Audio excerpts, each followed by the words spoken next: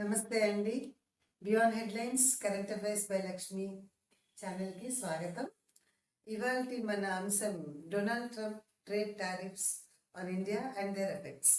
Donald Trump వాణిజ్య సుంకాలు విధించారు. ఆయన విధించిన సుంకాల ప్రభావం భారతదేశం మీద ఏ విధంగా ఉంటుంది అనేది ఇవాల్టి అంశం అన్నమాట.